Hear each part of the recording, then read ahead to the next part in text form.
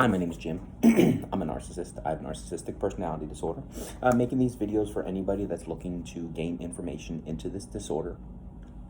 Very important to note that I am not a licensed professional counselor. I'm not a licensed professional psychologist. I am not a licensed professional therapist, and I am not a licensed professional psychiatrist. But I am officially diagnosed with this disorder, so I feel like I have a unique perspective. So, wanted to talk about a couple of things today. And if I'm going to go ahead and let you know what they both are. So first is, of course, automatic negative responses, are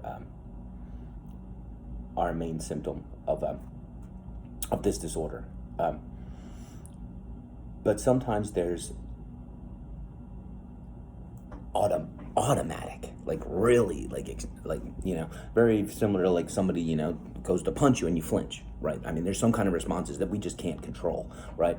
What I do with my disorder is I try my best to go ahead and walk myself through my mind, talking things over before I react or respond, and that really, really helps. But what happens when it's just that knee-jerk reaction, right? So that's going to be one of the things I want to talk about. The other's going to be, let's get freaky, man. Psychedelics, right? And I'll save that for the far out end. Okay, so first with the automatic responses. Ooh, I can kind of see it. I usually button my top button. And more because, there we go. I am at work, just on my lunch break. So I was out jogging yesterday, and I jog, when I work remotely, I jog on my lunch break, and if you've ever watched any of my videos, I have a tough time. Like, jogging's one of those really, really tough things for me. I get it in my mind that I'm just better than everybody because I go out and I jog these longer distances, and I do it at lunch, and and you're sitting in a car being lazy, and I should have every right of way, you know what I mean? So it's really been a sore spot for me. It's definitely been a trigger, and it really has been a challenge. And I kind of feel like, maybe the last couple of weeks been doing a little bit better with it. Like I said, if you've watched these videos, man, I've got just, this is one of those areas that keeps creeping up on me. But yesterday was different, right? So I've really tried to go above and beyond and giving cars, more of a right of way than they're even legally entitled to a lot of times, right? So yesterday I'm jogging, and there's a car, and I see them clearly, right? And this is kind of like a side road. So the road I jog on is a pretty main road. There's 3 lanes on the one side, grass median, 3 lanes on the other side, and speed limits, I don't know, like 45, 50, maybe, I don't know, give or take. But I mean, this is one of those, people are flying by, you know what I mean? And you do have a couple of larger intersections that I have to run across, and those are the ones I've told you when I get there, unless I clearly ahead of time know that I have the ability to go without any challenges, I stop, and and I say I will not let my disorder win, right? Every car is going to have the right of way, and I wait until I get that opportunity, to cross, and still I may have some challenges, right? But that's been working really well for me. But this is a smaller road, right? So, like I said, main traffic is on my left. I've already hit my spot where I turn around, and I'm on, and I should know exactly, should I not? Is that, well, I'm not close to being done, but I'm not that far away, right? I am probably 3/4 of the way into the jog, right? And on my, you turn it half, right? And I see the car, and and there's a red light. It's a one of these kind of intersections. You know what I mean? The main road's going this way, and they're coming this way, and I guess they're going to turn right, and I clearly have the crosswalk And they have a traffic light. You know, there's no way for them to go straight. There's no. Is there a left turn from here? Oh, I think there is. I think there is a left turn. There may be a left turn. I'm not really sure. But, you know, I clearly see them, and I don't know how, right? But I'm running, and I'm not running crazy fast, right? I mean, you know, got my pace going. You know, the further I go, the slower I get, as happens with most joggers. And, you know, and in my mind, I know they're going to slow down and stop, but they don't. And I mean, I am not kidding. So let me walk you through what's going on in my mind, and then I'll walk you through what I think may have been going on in their mind. So I'm jogging, and I'm like, okay, they're going to stop. Wait, they're not going to fucking stop. And I mean, I am right on them. I mean, we are inches apart, and I'm able to dead stop and literally kind of like jump back so they don't hit me. And at that point, they have their window down, and I start screaming, you know, and pardon my vulgarity, but, you know, I scream, "Are you fucking serious? Are you fucking kidding me?" Right? As I jump back, right? I immediately make eye contact with the driver, who I'm literally now just a couple of feet away from, and they say something to the, "Oh my God, I'm so sorry," right? Something along those lines.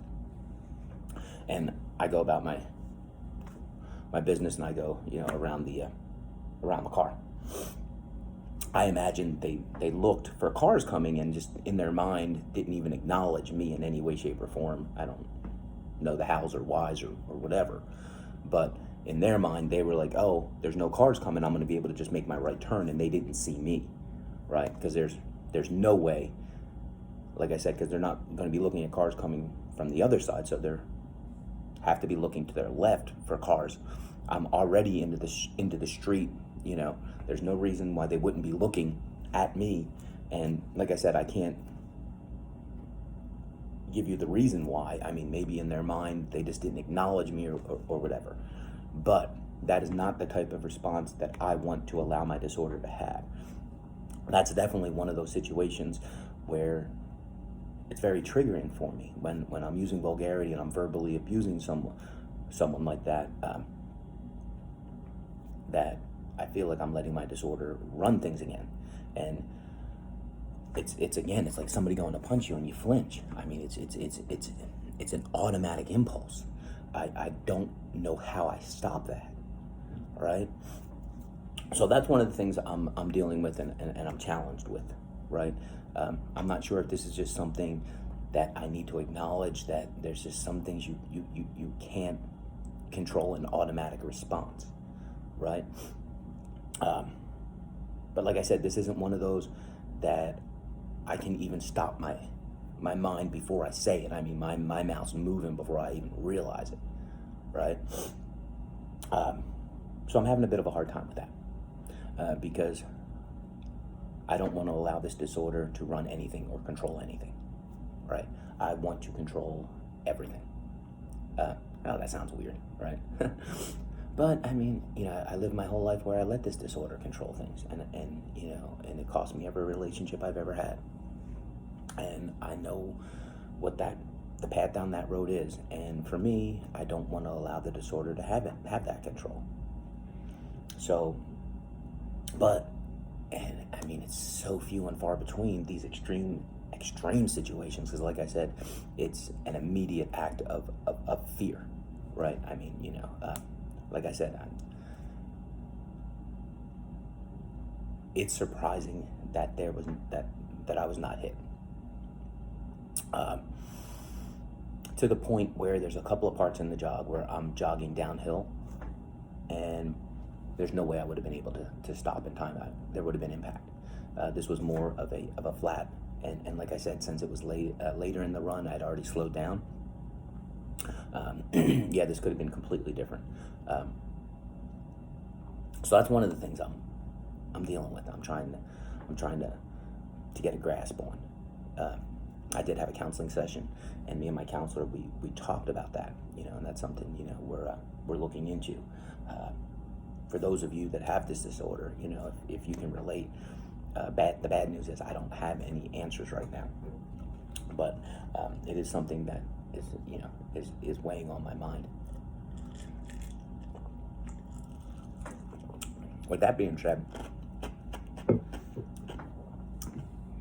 time to go far out. So, the brief history, and again, I'm not a licensed anything.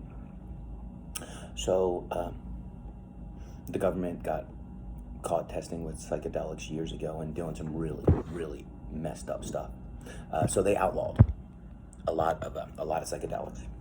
Psilocybin, LSD, some other things, ketamine, some things like that.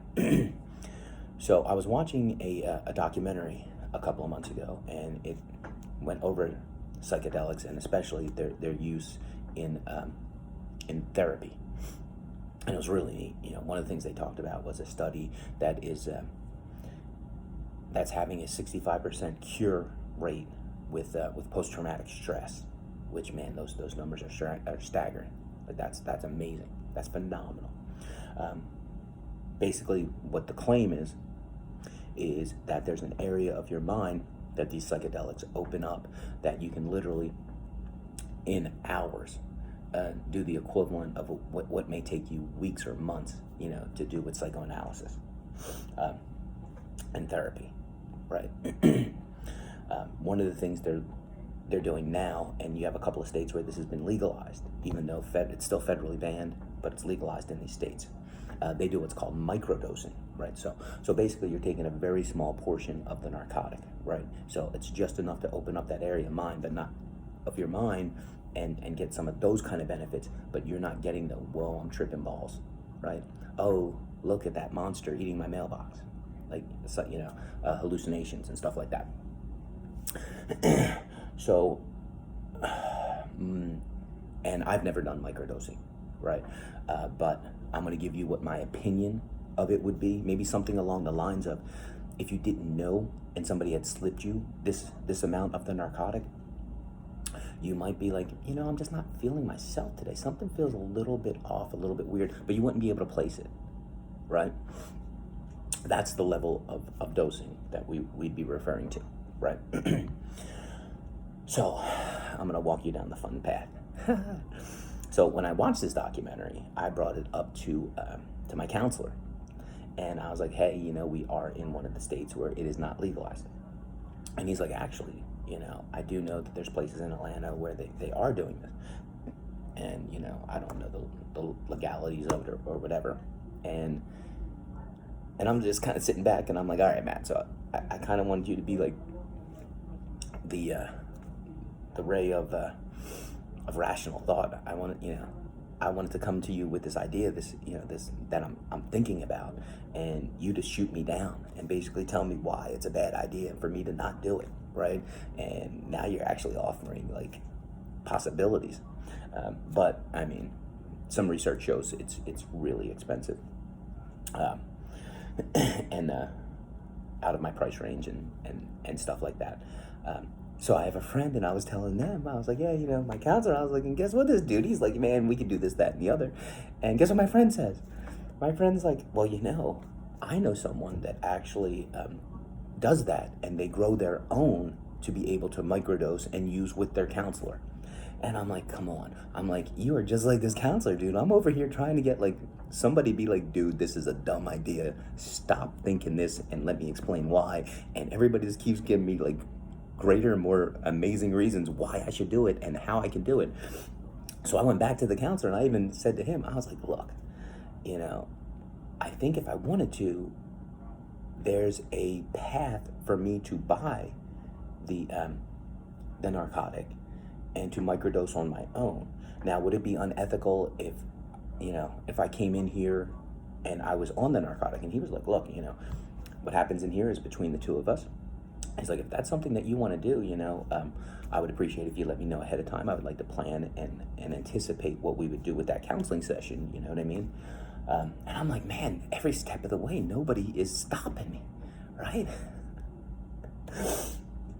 Then, actually, interesting enough, he was like, I put a little bit more thought into it, and he's like, I actually had somebody contact my office, and they do this microdosing, and I want to pass their information, on to you.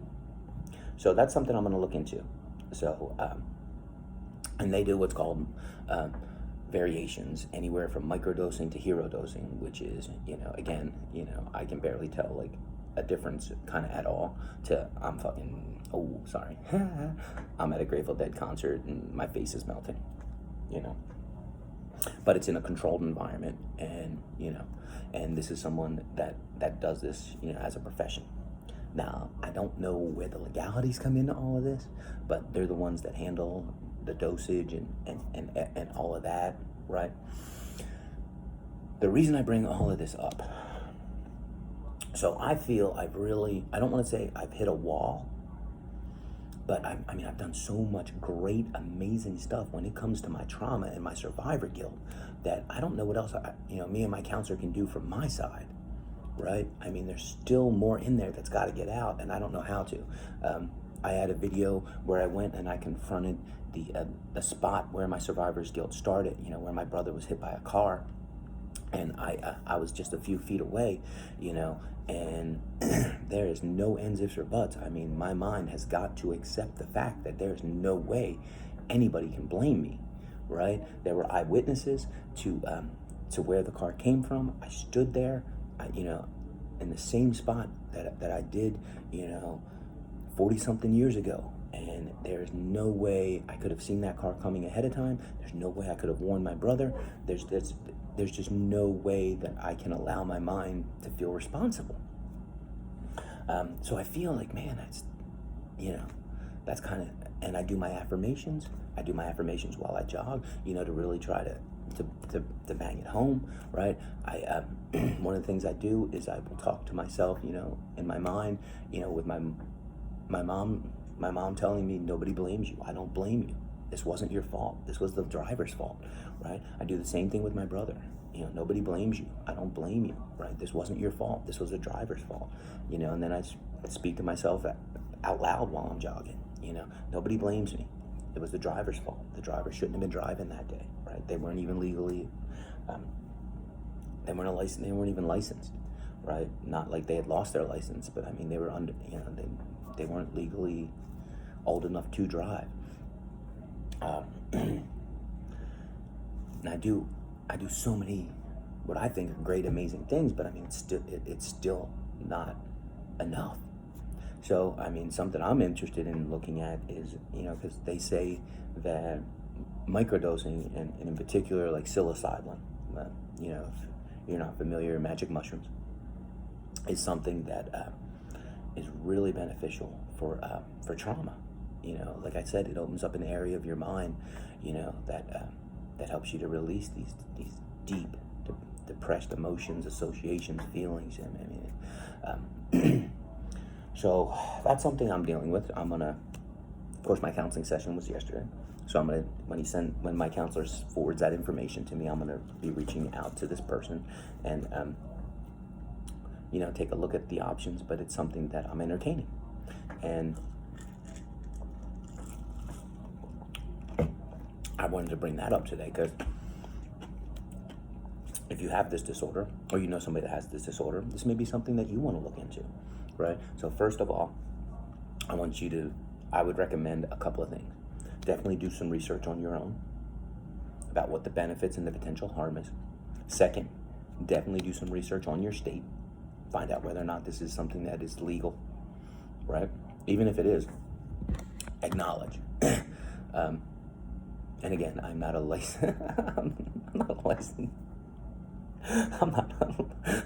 licensed attorney, police officer, any of that stuff either. But I have a little bit of common sense. And just because your state legalizes it, it's still a federally banned substance. I don't know what exactly that means, right? I have no idea. I don't know if that means it. I don't know.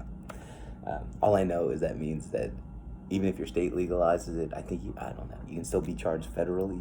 I don't know, but but these substances are still banned, and not just recreational. I mean, for testing as well. I believe, I don't know. Like I said, but some states are legalizing testing. So, that may be something you want to look into, right? And again, I mean, I'm not trying to fudge numbers, but they say you can do in months what may take years and years without, right? It's and that research goes all the way back to the beginning of the testing with these narcotics, and it's just more recent that they're incorporating the microdosing. I guess and I don't want to act like I know everything, because I really don't. But I did have a professor in college that shared that he volunteered for LSD testing, and the way he explained it to us sounded like the dosage that he was given was far beyond anything anybody would ever take recreationally, and it was very, very dangerous levels, very, very dangerous levels. I will share.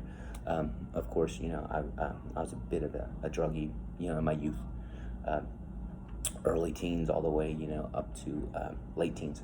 So I've taken acid on multiple occasions. So I've taken psilocybin, magic mushrooms, so I'm familiar with both of these narcotics. The way he explained the trip that he was on, and the extremities, the extremeness. He was on a dose far beyond anything I could ever imagine a human being ever choosing to take. So it sounds like what they're understanding is that's not necessarily what you need, right? That this microdosing does the same thing. These small portions that that you're not over there in some kind of like make-believe land, not having any grasp on reality. Like, you're engaged in reality, but it's just enough that it's opening up that area of the mind. Which, sounds very therapeutic and beneficial, especially for people with trauma, and me, I have extreme survivor skill, right? So that's something, you may want to look into if you have this disorder. If you know somebody that has this disorder, that's something you may want to recommend to them. But I would say, definitely do your due diligence. Do your own research. Make your own decisions and assumptions, right? Don't take mine, because remember, I have the laundry list of things I'm not licensed to to do. But at the end of the day, we're all gonna have to live with the consequences of our decisions and our actions. So make sure that it's a lot easier to look back and to be like, what, man, I looked into it and I felt like it was safe, and looks like I was wrong. It's a lot different than, man, I listened to this dude on YouTube, and why didn't I do my own research, right? So that, and I don't want to feel responsible if something negative were to happen to somebody, and I didn't give them fair warning that, like I said, my opinion is only my opinion. Like, I'll be honest, I'm at a point where if financially I can make this work, I will. And I am going to look at multiple options. I'm going to look to see what this individual is going to do. I really like the use of her, because this is something she does on a regular basis. She's familiar with it. Nothing against my counselor, but he doesn't specialize in dragging and pulling trauma out of people that are microdosing, right? So I want somebody that's been there, that knows what they're doing, that knows how to extract what I need taken out, right? That's first. But here's the thing. I can't make money appear. So if the money's not there, it's just not there. I then will, of course, look at the possibility of illegally purchasing psilocybin and microdosing on my own, and for my counseling sessions, and of course informing my counselor. So hopefully he does some research and finds the best way to pull and extract that out. Hopefully. But none of these decisions are going to be made today. I will try my best within the next week or two to reach out to to the new person, to kind of find out, you know, what that would look like and what that would entail. But you know, as we move forward, you know, I'll keep you posted. If I don't bring it up, you know, if you watch any of these videos and I don't bring it up, it's probably because it was too expensive and I didn't pursue it. But if I do pursue it, I'll be making videos about it. I promise you that. Yeah, you know, yeah. All right, so those are kind of like the big things I got going on, right?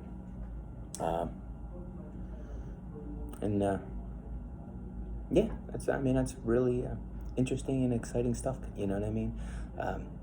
They're both going to be, you know, hugely impactful.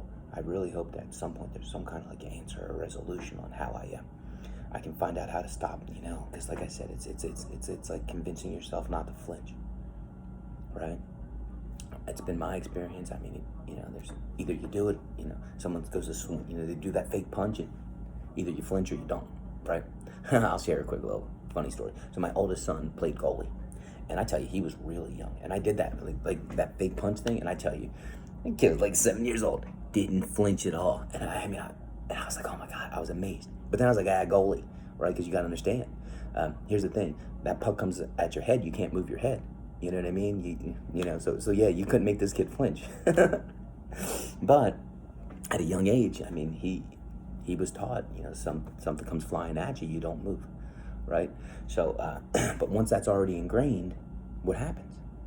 How do we stop that impulse, right? I mean, I don't know. So I'm gonna keep pursuing options, like I said, and it's one of those. I mean, it may be something that only happens over the course of a lifetime, you know, enough that you can count on your fingers and toes. So it might not even be to the point where it's worth my time and effort. And I don't want to say that. I don't ever want to feel like I'm letting this disorder ever have anything. It's taken so much away from me. And I want to feel like I control it all. And if nothing else, like I win. Because man, my disorder has won every day of my life up until this journey started, and I don't want that anymore. Right? So yeah, even though maybe over, you know, if I live another 50 years, maybe it'll only happen another 5 to 10 times. That's 5 to 10 times more than I want this disorder to have control over. Right? But you know, at some point I might have to acknowledge that it's, you know, it's just a natural response that, you know, I'm not going to be able to change. That's possible. It is possible. So remember, I didn't tell you go get messed up and go see the dead. I didn't tell you to go drop acid and see John Mayer pretend he's Jerry Garcia. I'd never do that. I promise. So, hope this was helpful in any way, shape, or form.